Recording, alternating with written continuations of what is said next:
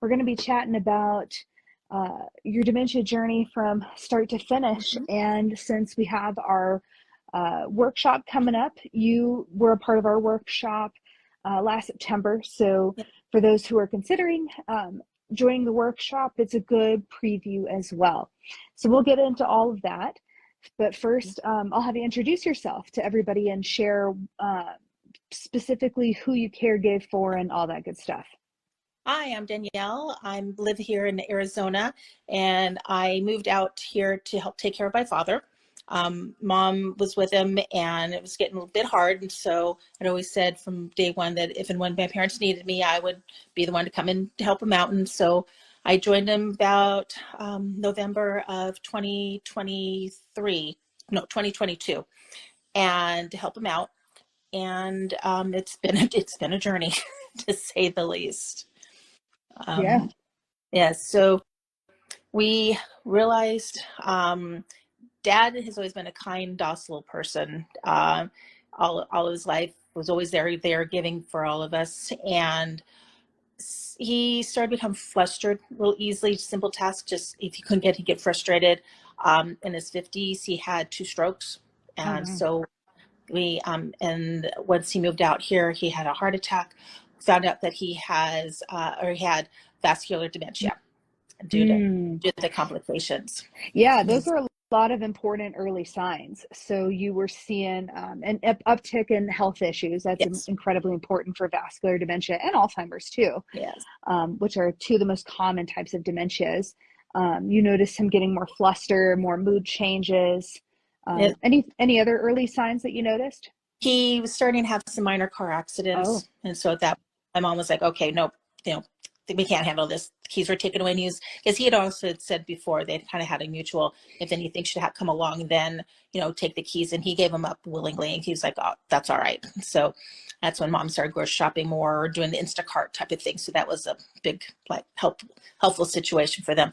And Dad, at the time, he was 76, I believe, is when this all kind of started. When it started happening.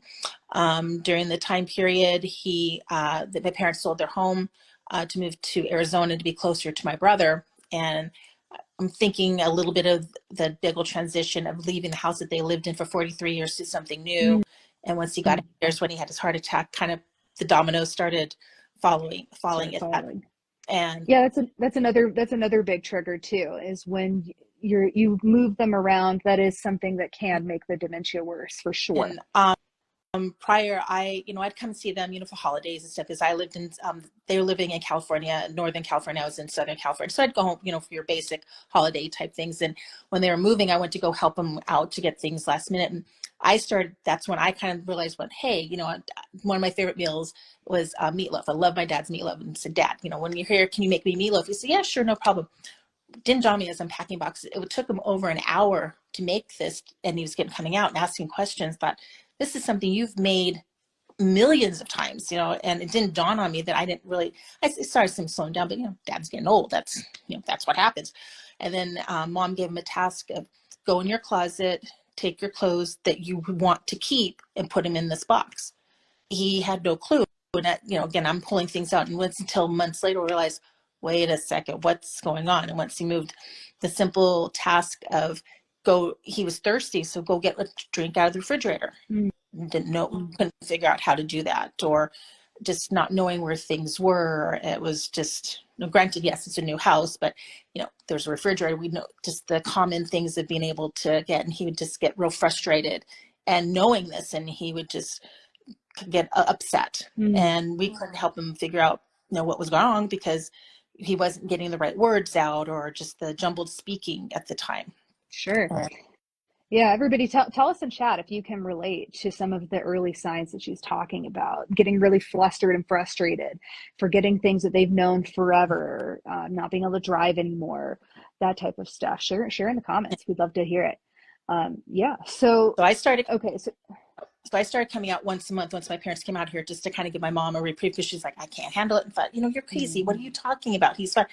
Did not realize until later on down the road that they know how to showboat. They know how to put on an act. And when you're gone, that's when the whole thing comes out. And I didn't realize that I was a caregiver for children. I was a preschool teacher. Like, I can handle this. We can do this. And realizing it's a whole different ballgame.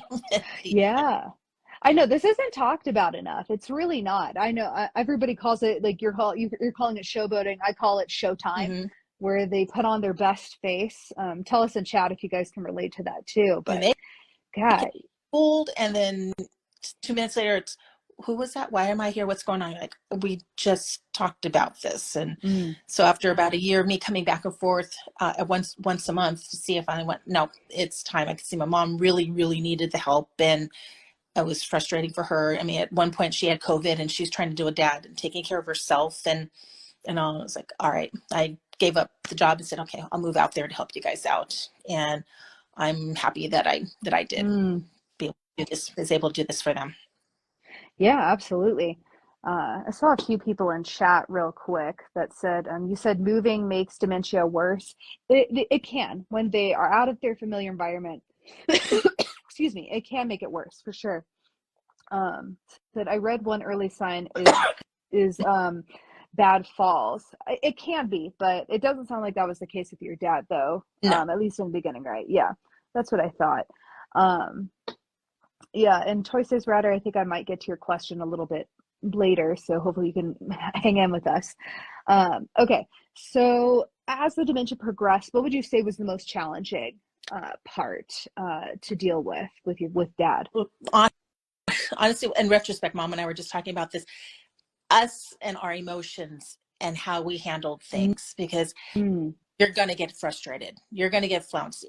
Your anger is going to build up because you get so frustrated over simple things. Or with dad, it was repetitive. His merry-go-round, his speech patterns, like, I'm sorry, I shouldn't have done that.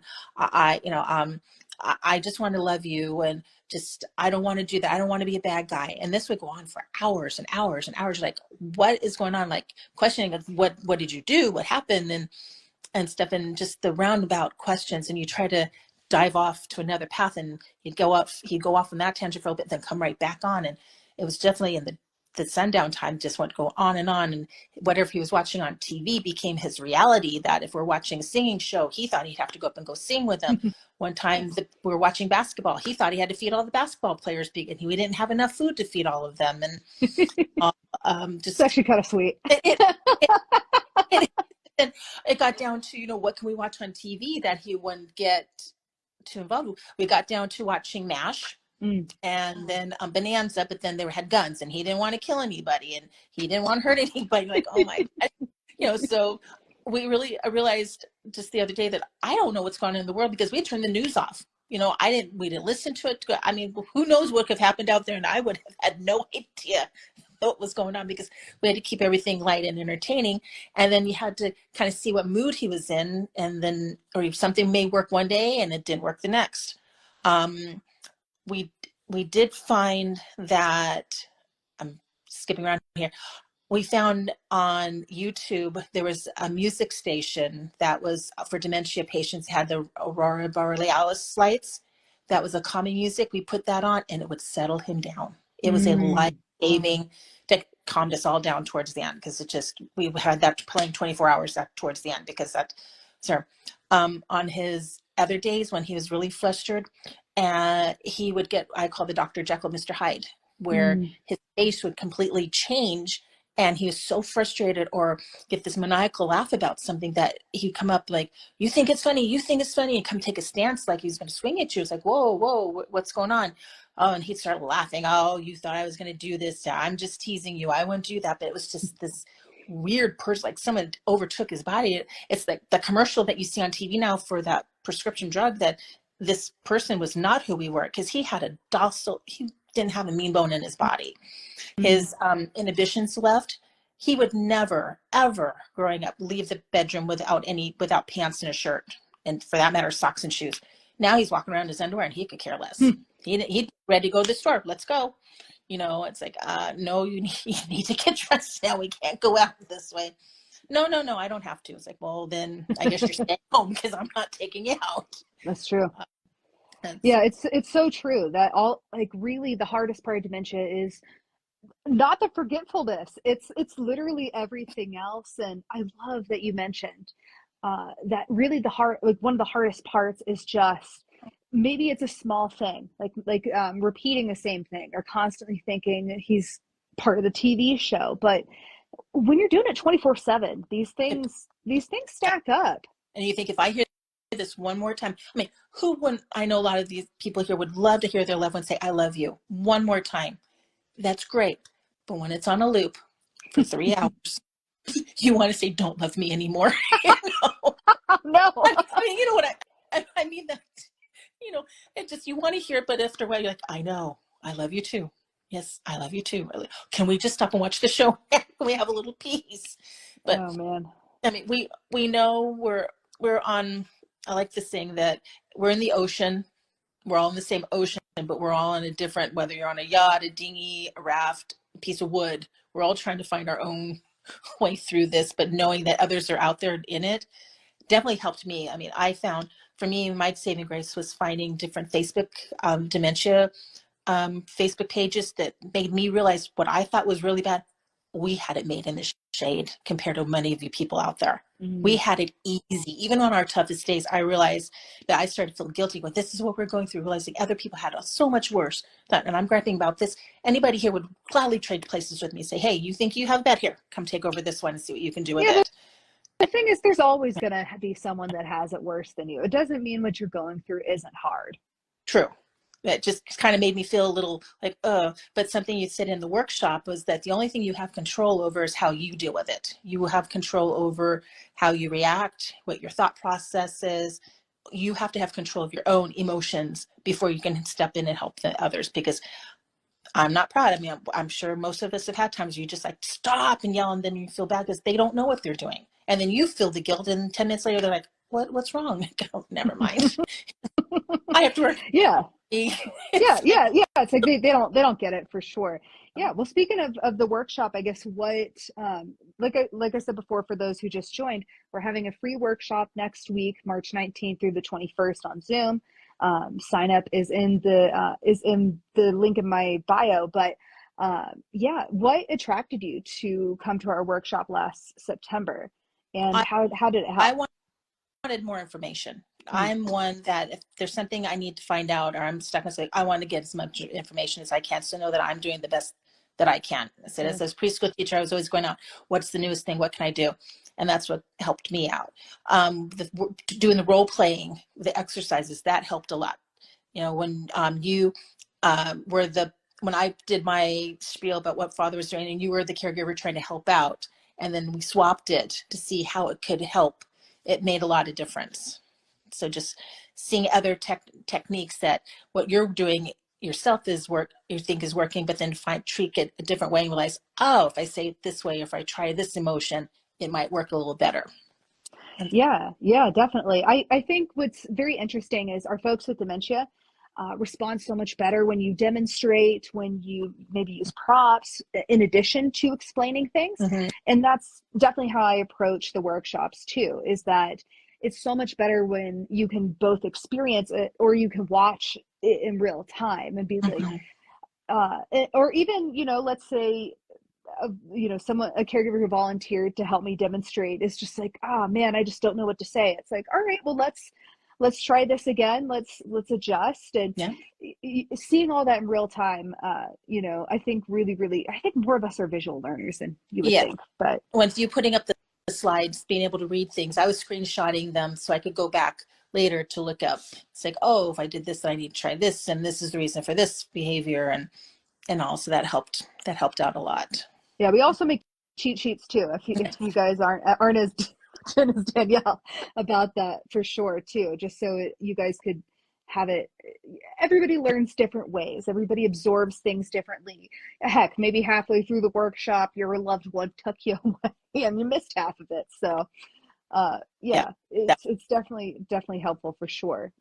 Yeah. So, I would say honestly, the workshop in really our community in general helps a lot with folks in the middle part of the journey, though we do definitely help a lot of people in the early stages prepare, and in the latter stages know how they can engage, what they can do, resources they can get as well. So now I guess moving on to the later stages, how did you, what signs did you see that he was getting towards later stages, For or did it come on kind of it suddenly? came on suddenly. My Mm, sister came out for a visit in this past November, and she hadn't seen him in 3 years, and he see that she was very anxious when she came out, mm, and so he kind of picked up on that, and we had to laugh because he even said, boy, Kelly's really anxious, what's wrong with her? And thought, well, okay, you have to be really anxious if he's getting grasping this concept.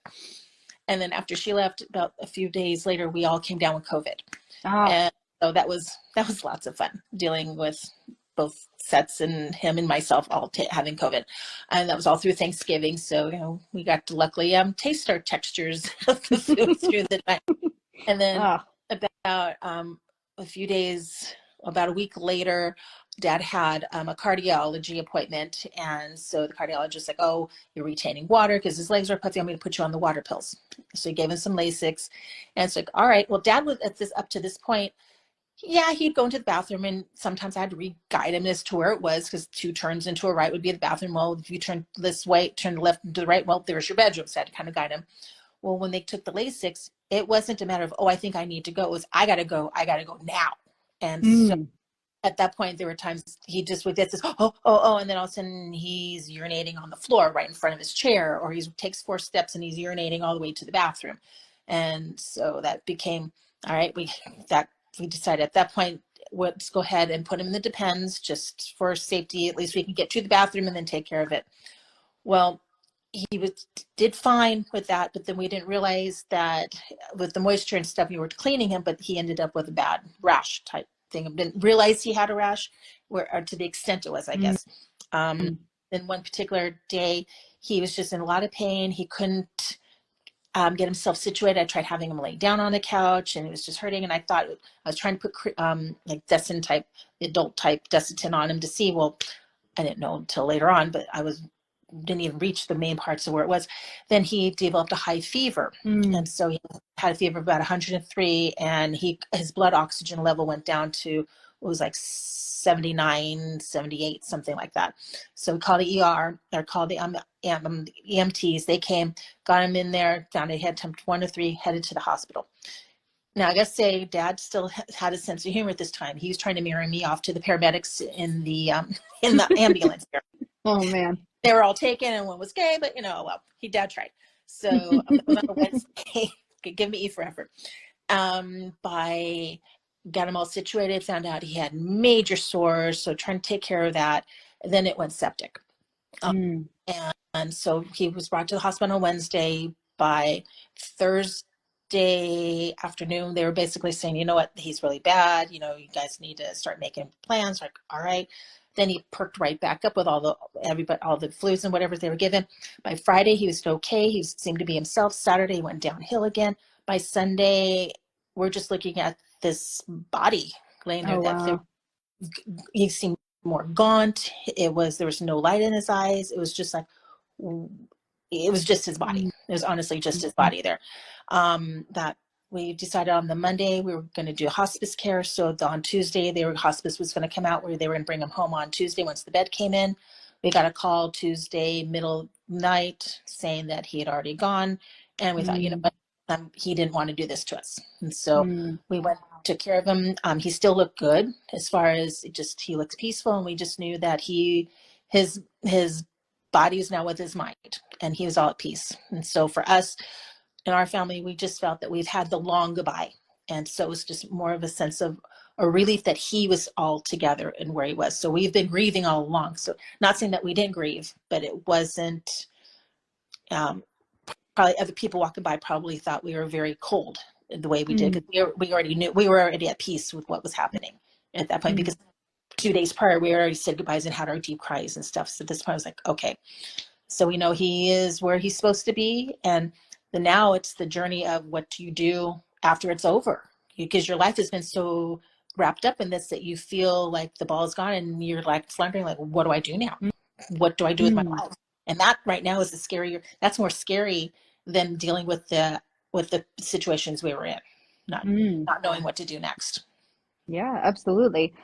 Well, it's definitely good for folks to know that it's usually not the dementia itself that will be the end for our person with dementia. It is usually something like sepsis, or it's pneumonia, or it's a fall. Mhm. Usually, I see it all. usually that's what it is. Yeah, yeah. So I guess tell us a little bit what it's been like since. Like obviously you were just talking about how it in a lot of ways it feels harder. It was harder. Mom, because she had been wrapped up with it for so long, anytime we wanted to go somewhere, it was either mom would go and I would be with dad, or dad, I would go and she would be with my dad. Then all of a sudden we realized we can go out together now. Mm, And so the first meal we went out together, went out to lunch, and then we went and got a mani and pedi, and we thought we were feeling guilty, but it's like, kind of a breathe a sigh of relief. But we will still, hear things and feel and sensations, and we know he's with us. We will laugh at this one little thing that my parents love to travel. They had an RV. They traveled all over the United States into Canada. So mom and I were planning a trip to go to Sedona for the weekend. And so we put on MapQuest, and it took us all surface streets, which normally you take the freeways. And an hour and a half later, we're still within our neighborhood area of the towns. We thought, what is going on? Mom's laughing. She says, and inadvertently, whenever they would travel, dad would always get them lost. And they'd end up mm, taking roundabout ways. So we said, okay, dad's with us. He's given us one last journey before we go off and do what we need to do. And so we have good chuckle over things like that, or certain things that we'll see remind us, and we say hi to him and all. But mm, it's mom's getting out and traveling more, and we're doing more things together and trying to help her go with the life of her losing her best friend. She's mm, had him for so long. They were married going almost 50 years. And mm. so, for her now, I'm trying to help her to say there's a widows group. Why don't we go try to do that? Let's go do bingo. Let's join the book club and get her out of the house more, which is she's a lot more willing to do that now. Oh, it's So good. Yeah. Well, took us I lots of oh, decompression. And now we're like, okay, we're ready. absolutely. Yeah. So, I mean, everybody's journey is so different, but I think your story really represents such, more universal beats than you would think, which is, there were subtle signs at the beginning. There were a lot of challenges in the middle, and then what ended up being the end was kind of unexpected. It wasn't the dementia itself. It Right. was it was a different medical issue. So I'd say all of that progression is pretty universal for most people with dementia. So I think honestly sharing your story and uh, sharing that with folks, A, makes them feel less alone, and B, gives them an idea of like, okay, well, like maybe my story's not exactly the same, or maybe it's pretty similar, but Mm-hmm. these are maybe some of the beats that I can maybe emotionally prepare myself for. Definitely, man. Um, yeah, and I'm definitely glad that our workshop really helped you guys when things were especially challenging with dad towards the middle for sure. Again, if you guys haven't already, the link is in my bio to sign up for our workshop. It's next week, March 19th through the 21st. It's totally free. Do it. So Credit. yeah, you'll get a ton of free resources, lots of demonstrations. So for sure, it's awesome. Yeah, so I see a bunch of people in the comments have asked some questions. So Danielle, it's up to you if you'd like to stay and help with some of the Sure. questions, or if you need to Nope, I'm good. head out. Okay, great.